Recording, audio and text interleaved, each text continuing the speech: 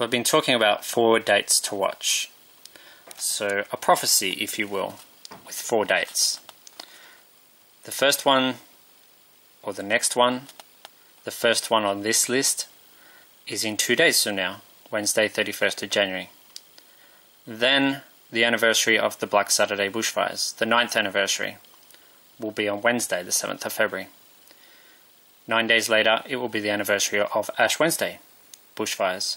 So 2 bushfire anniversaries 9 days apart, and Ash Wednesday anniversary falls on Friday, and then the final date, Friday 9th of March 2018. So it's a group of dates where I'm looking for signs in nature, and I've got some help here from Jacob Wetterling and Nathan Breeze, 2 boys who died aged 11 and 13. Died Jake from a gunshot being shot, and Nathan died in a bushfire on the 7th of February 2009 in the Black Saturday firestorms. So this is highly relevant to Nathan, that anniversary. And Nathan was actually one of 9 people who died at number 9 Pine Ridge Road in Kinglake West on that day.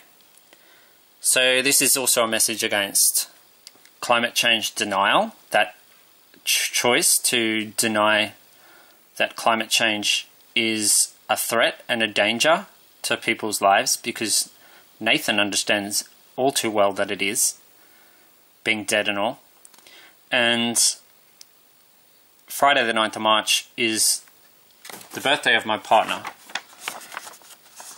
and he's turning 27 on Friday 9th of March 2018. When I say my partner, he would have been the person I lived with, except for something that the Australian government did to keep us separated, which was to reject our partner visa application, despite the fact that we did a very good application.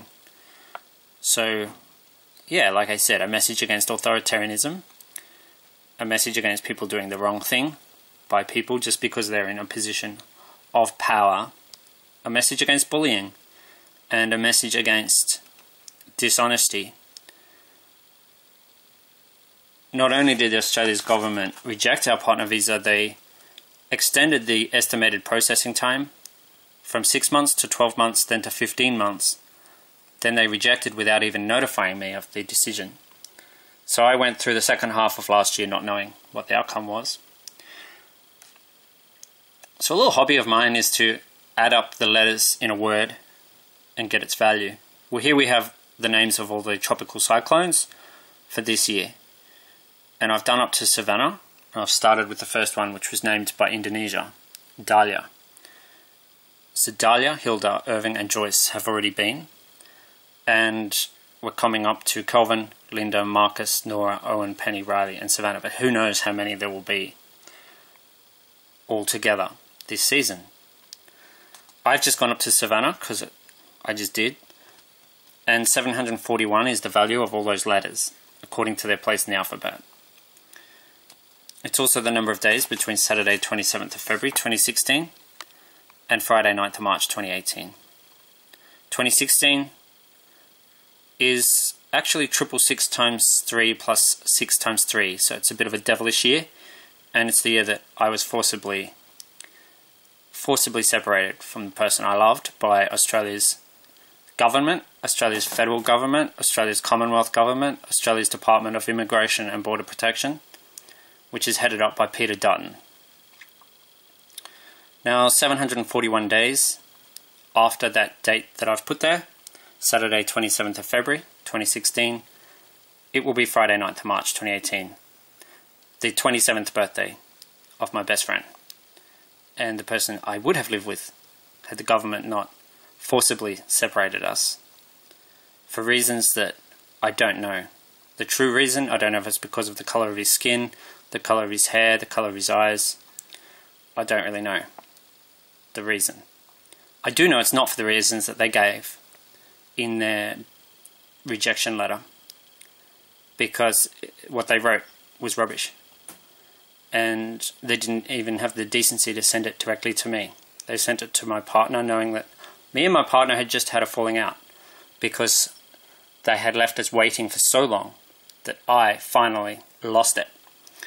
And me and my partner are talking again now. Not only are we talking again, we're good friends again. And it's interesting because my best friend was born on a Saturday and he's turning 27. So I can see a reflection here. And I think there's going to be a message, a strong message actually, in this prophecy, behind this prophecy. There's already been some things happen on the dates that I've previously named, which are in my other videos. I'm not going over all that again. So these are the next 4 dates. And I've talked about the Rohingya. The Rohingya are the Muslim minority in Myanmar. And I've talked about Australia's lack of response. So I just thought I'd better check on this, that what I've been saying is actually true. Australia's response to Rohingya, Myanmar. I just put this in Google and had a little search for it under this to see what came up. And the third article is by the ABC, which is hated by the current Australian government as being fake news, a bit like the way Donald Trump regards CNN and all the rest.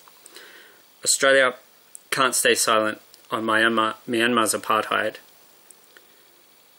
So there's an article there on what's been happening. People being shot. The worst thing for me to hear was about little boys aged not even 1, 6 months old, 1 year old, 2 years old, being torn from their mother's from their mother's arms in front of their mother's own eyes, burned, thrown into fires, and burned to death. Then these poor mothers, having witnessed their children being burned to death, being raped.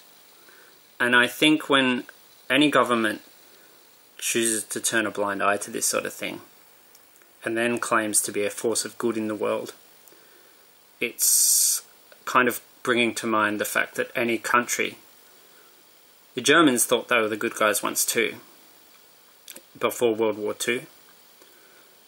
Any country can descend into Nazi-like mentality and Nazi-like policies. So Australia needs to stand up and help. So many people have fled because so many people have been murdered. Australia turning a blind eye to ethnic cleansing in Myanmar, so another ABC story. And I've heard nothing from the opposition, the Labor Party in Australia, the alternative federal government. I've heard nothing from them on this. So it seems to me they're all in bed together. Australia's government, it doesn't really, and that's why I've decided I'm not voting at the next federal election. I'm leaving my ballot paper blank. And I will vote in the Senate, but not in the House of Representatives. No way. I'm not being forced to vote for one bunch of tyrants or another. Australia defends support of Myanmar. In other words, Australia, the Turnbull government has defended Australia's support to Myanmar's military, despite mounting evidence. Its senior officers are kids being thrown into fires to burn to death, you don't get worse than that. You just don't get worse than that. And what is the go? Is Australia trying to suggest that these people are terrorists and they deserve what they're getting, or what? Because that's absolute rubbish. And I'm not religious. I'm not religious because I've seen too much hypocrisy in religion. The people that are being persecuted in Myanmar are a religious minority, something that Australia's government has claimed to care about. Religious persecution. Well, they obviously don't care at all if the victims are Muslim. It's terrible. Australia's silence on the Rohingya crisis in Myanmar is deafening. And yes, it was an Amnesty International spokesperson who I saw interviewed on CNN that really, actually no, it was on Sky News, that really opened my eyes to what Australia's government is capable of doing. That is actually quite horrifying. And paying people to go back home a financial incentive to Rohingya refugees imprisoned on Manus Island to return to Myanmar. It's disgusting. So keep this in mind. Keep in mind what Australia's actually doing in the world. When the government comes out with this sort of thing that I'm about to play, which was just live on Sky News a few minutes ago, just keep in mind what I was just talking about and think about why. Why would Jacob, a murder victim, and Nathan Breeze, the victim of a bushfire, why would they, a horrifying bushfire, more like something that you'd expect to happen in wartime, why would they expect, to be engulfed by a firestorm inside a house? There was plenty of that happen in World War II with fire bombings. Why would they be helping me make a prophecy? And why would they be supporting the message behind that prophecy against authoritarianism? The answer is pretty obvious. The 4 dates again the coming dates are right here. Yeah, Chris. Speaking there, tired, but feeling pretty relaxed after your win last night. Now we're taking you live to Sydney to the Prime Minister, Malcolm Turnbull. The CEO, the Minister for Defence, Marise Payne, and the Minister for Defence Industry, Christopher Pyne. And what we're talking about this morning is Australian jobs, and Australian innovation and Australian technology, and ensuring that the brilliance of the men and women in this building and many others like it around Australia results in more exports of our defence industry products, of our defence industry technology, and delivers more jobs, more 21st century advanced manufacturing, advanced technology jobs here in Australia. The Australian defence industry is responding to our massive reinvestment in our defence capabilities, $200 billion across all 3 services in every respect. And what this is doing is for the first time establishing a solid, continuing Australian defence industry in Australia. Not since wartime have we seen such a level of investment in our defence forces and in particular in our Navy. Now what we want to do is make sure that we export more defence technology and more of the product of our defence industry. Thales Australia has shown us so many examples of technologies that they have produced here that are being exported. But we've got the capacity to do so much more. And we need to make sure we have a strategy that delivers it. So we're launching today our Defence Export Strategy. We're establishing a Defence Export Office, and we will have a Defence Export Advocate. And what that is all about is ensuring that we maximise the opportunities for Australian jobs, Australian technology, Australian innovation. We're just standing behind us here is the Bushmaster vehicle. This is a life-saving vehicle developed in Australia, Australian technology, sold around the world. I was with Shinzo Abe in Tokyo recently. Japan has bought 8 of them. There have been many other countries have acquired them. They have saved hundreds of lives. Hundreds of lives have been saved by this vehicle. And on our right, we have the Hawkeye, the smaller utility vehicle, which uses the same technology. And again, that's being built for the Australian Army, but of course it too has enormous export potential.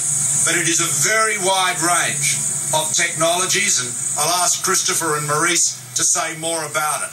But it all comes down to this: Australian jobs, 21st century jobs, high-tech, cutting-edge jobs that will ensure we continue to deliver on that jobs growth we saw last year, the highest since records began, 403,000 jobs last year, over 1,000 a day.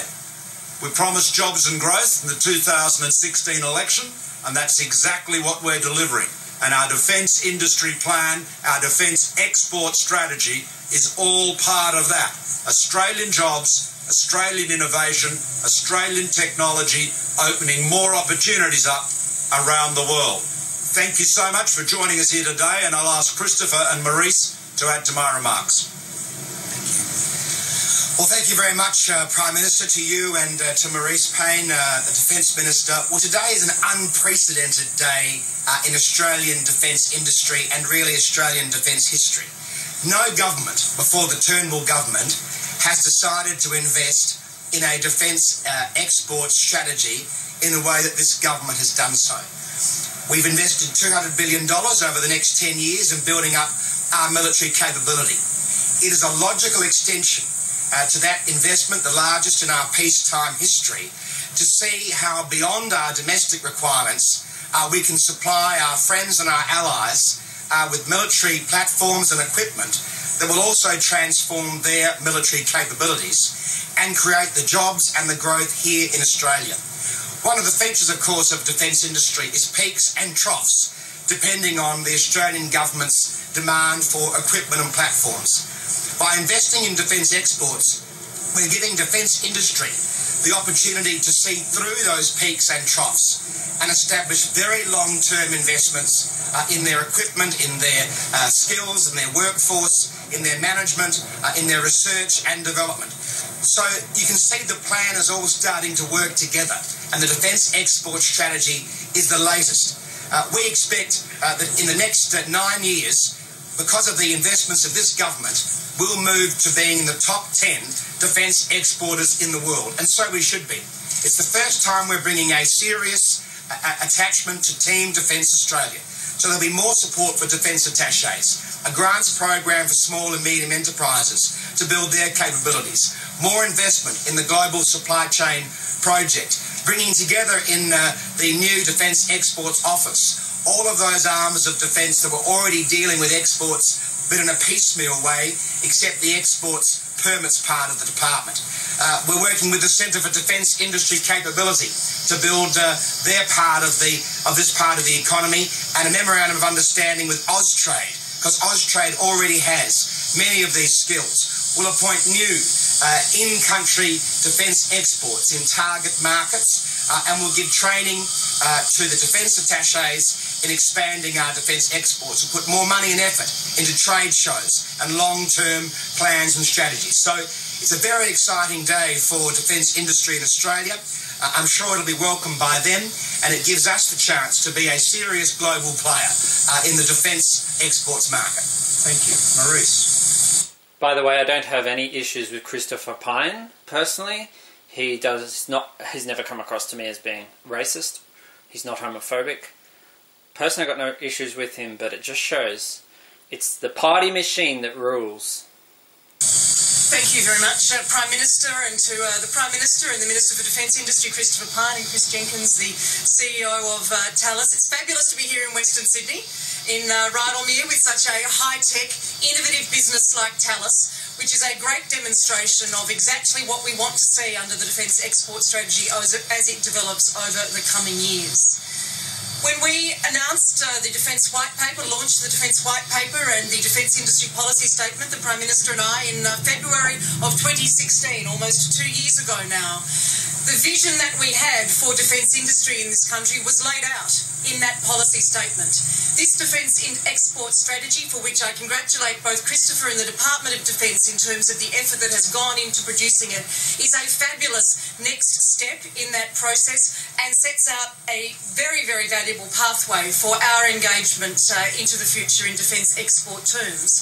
As a proud senator for Western Sydney, I know that there are many, multiples of businesses across this community, across this powerful economy here, who will look at this defence export strategy and recognise the government's commitment to the work that they do. For my part, what we also emphasised in the Defence White Paper and in the Industry Policy Statement was that defence industry is essentially now, from the Australian Government's perspective, a fundamental input to capability. And I can't deliver the capability that the men and women of the ADF deserve, that the men and women of the Army, the Navy and the Air Force and the Defence Organisation need to do their job in protecting Australia without the strongest possible defence industry delivering on that capability. So in working with industry right across the nation, Christopher and I and the Prime Minister are absolutely sure that what the Defence Export Strategy sets out is an opportunity for a defence industry that is a sovereign defence industry in this country, that is resilient, that has the opportunity to grow and has the capacity and the skills to deliver what we need under this $200 billion investment program. It is a great day for defence in the development of the Defence Export Strategy. It's a great day for defence industry, and thank you very much for the opportunity to be here today, Prime Minister. Thanks, Richard. Did you want to add something to these remarks as our host? Absolutely. So our host, CEO of Thales Australia. Thanks very much, and welcome, Prime Minister, Minister for Defence, Minister for Defence Industry. It's tremendous to have you here. More importantly, it's tremendous to have this export policy launched here, to have this strategy and this focus on Australian industrial capability and its ability to demonstrate that it is world-leading technologies we generate here in Australia. It's not second-rate stuff. Australia's got some of the smartest, most capable and skilled workforces in the world. Our engineers, our scientists, our production staff are definitely world-leading, and this kind of strategy being launched generates real confidence in Australian industry so that companies can invest for the long term, start to invest in those future products that are not only great for Australian Defence Forces, but also for our coalition partners and partnership nations around the world. We've demonstrated that with some of the products we've shown here today.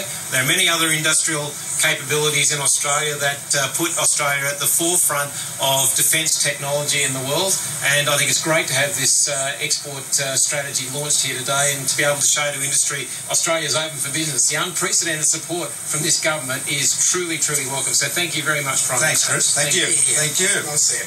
Well said. So, do we have some questions? Prime Minister, what safeguards will the government put in place to ensure that these additional sales are not routed to a party, a third party who may not have Australia's interests at heart? I'll ask Maurice to add to this, but the export controls and limitations that we have now will, of course, continue into the future. Maurice, do you want to add to that? Sure, thank you very much. Mike, thanks for the question. We have a comprehensive defence export control system which works within the Department of Defence and will, as this export strategy is developed, be completely separate from the Defence Export Office to ensure that we have a separation between those. We work closely with the Department of Foreign Affairs and Trade and with defence industry to make sure that in all of our export processes and all of our work under the Defence Export Controls Act, that we are observing our international obligations to ensure that the outcomes that you have adverted to do not arise. We will continue to be very stringent about that and continue to have that as a significant focus of the work that the Defence Export Controls Office does. Great, thank you. In place to make sure that Australian products are put into the hands of countries or groups that might use Australian products against civilians or So there's two key pieces of legislation which already exist, including the Defence Export Controls Act. Those safeguards are in place. As we develop as the export strategy grows, we will be working very closely in the Defence Export Controls Office to make sure that as we are asked about various items, and everyone is examined one by one as they come through the process, to make sure those items comply with our international obligations and those sorts of issues are observed. Minister, there have been charges been laid against the Commonwealth official under investigation for financial mismanagement of the Schneeball's office. I think we might keep talking about the Defence Export Strategy. Let's focus on. Christopher's going to add to the point about defence exports and controls. Well, obviously everything Maurice has said is entirely an answer to this question, but in addition to that, of course, our target markets for defence exports are countries like the United States, Canada, the UK, New Zealand in the first instance. And they're our most prospective destinations, followed by Europe, and then beyond that, places like Asia and the Middle East. Obviously, no equipment or platforms will be sold to any country unless the most stringent requirements are put in place through the permits process. But we want to support the United States, the UK, New Zealand, Canada, our European friends and allies, Japan, South Korea, etc., in what is in building up of the global military capability of countries like ourselves who support the rules-based international order. The Defence Export Strategy is not about designed to get into markets where we don't want to be. It's designed to maximise the markets where we perhaps haven't been making the most of our opportunities. Great, thank you. Prime Minister, is this a broadening of our defence policy, and especially so in reaction to the moves from China in the South China Sea in a military sense, but also in an economic sense with their grants to countries via the One Road, One Belt policy? This is all about Australian jobs. As I said at the outset, we have a very substantial investment in defence capability, $200 billion over the next decade.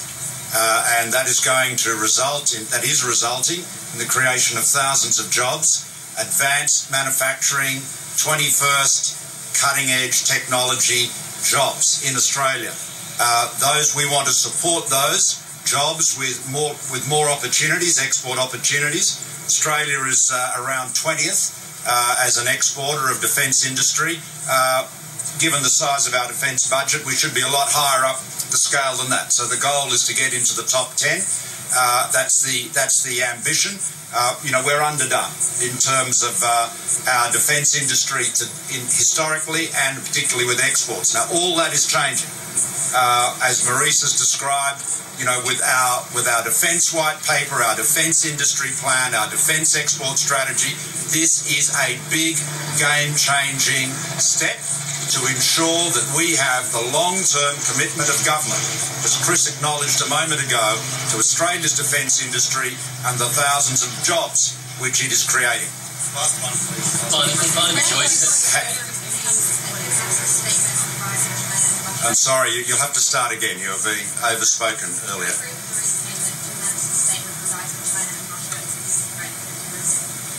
Look, it is not, Maurice is here, and it's not what she said. We have a clear and present danger threat from terrorism, both abroad and at home. And we, as you know, we are combating that abroad. Maurice and I just welcomed home the return of the Air Task Group from the Middle East after an extraordinary 3 years of work there, assisting the Iraqi government in the destruction of the so-called caliphate of ISIL or Daesh. We'll continue with our training presence and mentoring presence in Iraq, as you know. We also have a presence in Afghanistan supporting the coalition, the ISAF campaign there to defeat the Taliban and preserve the rule of law in Afghanistan. Very tough operating environment, but we're helping train the Afghan police, and of course Afghan armed forces as well. And of course in our region, as you know, I was in Manila the other day, and the chief of the Philippines armed forces said that our support of our Air Force in particular on surveillance and intelligence was a game changer in the Philippine armed forces' successful efforts to destroy the ISIL presence in Marawi in the southern Philippines. So right across the region, whether it's the Middle East or in our region, we're working with our friends and allies to defeat terrorism. And of course here at home, we've established the Department of Home Affairs to bring together all of our domestic security and intelligence services to keep Australians safe. So at every level, whether it's internationally, whether it's at home, whether it's around the world, we are doing everything we can to keep Australians safe from terrorism. Now, obviously, we are living in a region where there is a continued investment in military capability by all of the countries in the region. We don't, apart from North Korea, there is no country in the region that shows any hostile intent towards Australia. So we don't see threats from our neighbours in the region. But nonetheless, every country must always plan ahead. And you need to build the capabilities to defend yourself, not just today, but in 10 years or 20 years hence. As the RSL always reminds us, the price of liberty is eternal vigilance. And you need to have the capabilities put in place today. You may not feel that they will be firing a shot in anger today or in the foreseeable future. But things can change. So that is why every nation, responsible nation, including our own, sets out to have the capabilities to defend itself, whatever and however circumstances may develop in the future. Thanks very much. Prime Minister. Barnaby Joyce. Thank you. Yep. Okay. Okay, so it's all nice, and you know, it's great to believe that your country is a good country that looks after, you know, what's basically humane in the world, as well as its own interests and its own security. Diana Sayed is the crisis response and tactical campaigner at Amnesty, and she gives us an update on the long-standing crisis in Myanmar, where over 620,000 Rohingya people have been forced to flee for their lives to neighbouring Bangladesh. And that figure is now even higher. There's a lot of people in refugee camps who are now in a lot of danger if the rain from the monsoonal rains come in. There's a high chance they're going to be washed away.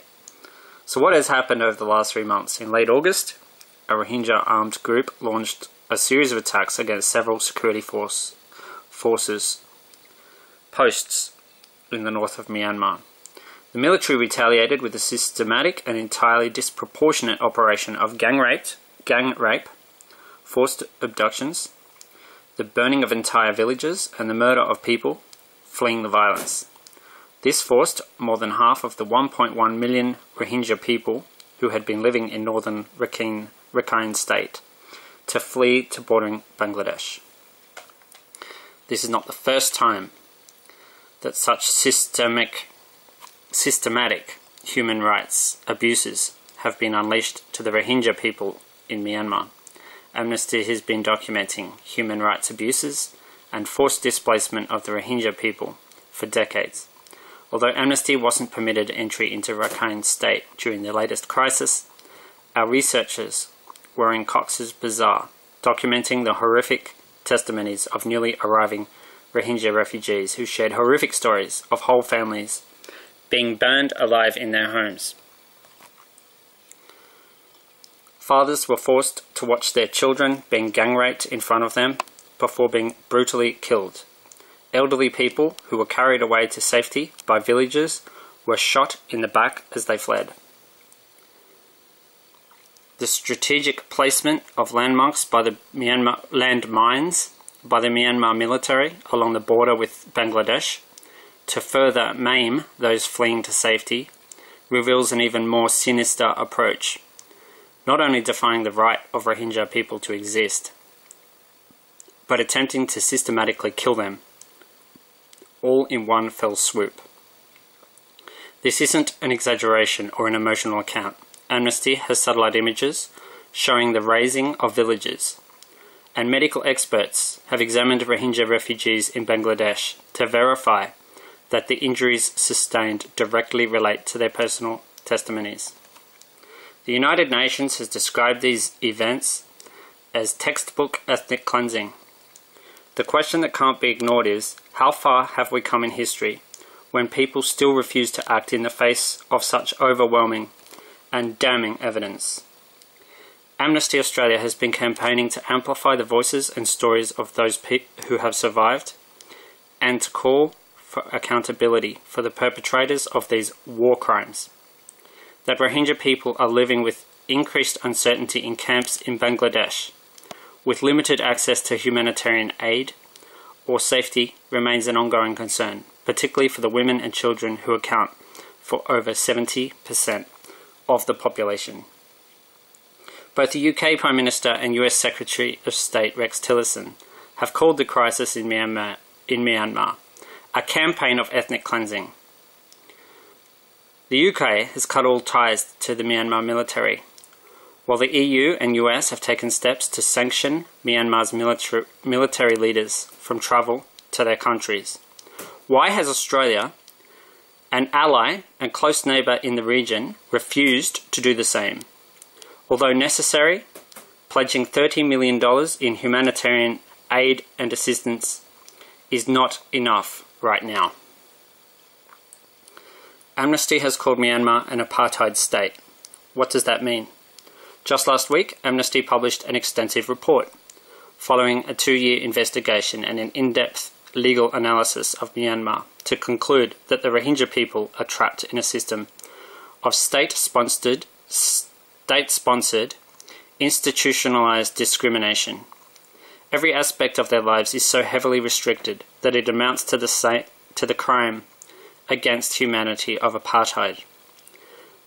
Their lives are akin to living in an open-air prison.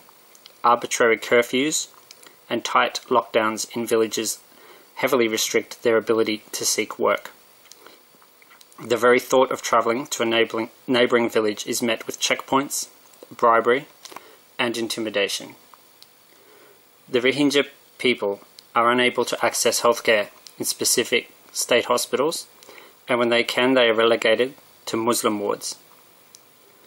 Certain schools are segregated, with opportunities for higher education virtually non-existent. Participation in political life or the freedom to practice their religion freely is not an option for the Rohingya. Any gathering of more than 4 people is illegal. The whole system is designed to make their lives as humiliating and hopeless as possible. The refusal to acknowledge their very existence in the 1982 citizenship law of the state underpins the whole system, which amounts to apartheid. Amnesty continues to call on the Australian government to immediately cut all ties to the Myanmar military and to take a leadership role in working to dismantle the whole system of apartheid. Any further delay will only embolden the current military regime, who continue to target the Rohingya people and deny them the right to exist. Decades of slowly dehumanizing the Rohingya people as interlopers and illegals has led to where we find ourselves today. The Rohingya, like all people, deserve to feel safe and live their lives in dignity. So that's Diana Sayed, the campaign coordinator. So yeah, if you want to consider yourself a good country, you need to stand up for what's right and not just sell weapons. Because it's true. Humanity can be very easily and quickly outstripped by technology. Since we launched our Community is Everything campaign, more than 115,000 people in our Amnesty community have taken action to end the overrepresentation of Indigenous kids in prison. So here's another issue, but I'm not going to read this one. But 6th of December 2017 was one of the dates that I flagged as a date to watch. And it was also the date when Donald Trump made his announcement that he was going to recognize Jerusalem as the capital of Israel. It's also when the Thomas Fire in California roared into the suburbia, destroying lots of homes. And as I said, Nathan Breeze was a victim of the Black Saturday bushfires. So when it comes to people being burned to death deliberately, I can see why Nathan would want to have a say on that topic and have a say on the attitude of any government that chooses to ignore that. Australia's federal government has been guilty, and the opposition, to varying degrees, have also been guilty of ignoring the issue of climate change. Nathan died in a firestorm, a bushfire, that has gone down as the deadliest bushfire disaster in Australia's history. It's no coincidence that one of the dates I've mentioned here, Wednesday, 7th February 2018, is the anniversary of that disaster, Black Saturday. Climate change denial seems to go hand in hand with other things that are morally reprehensible. One of them is racism, and nowhere is Australia's racist attitude more on display than in its failure to condemn the actions of the military in Myanmar. The atrocities that have been committed there are every bit as bad as what the Nazis did to the Jews back in the Second World War. And if you don't stand up against that kind of evil, you should not be selling any kind of weapons to anybody.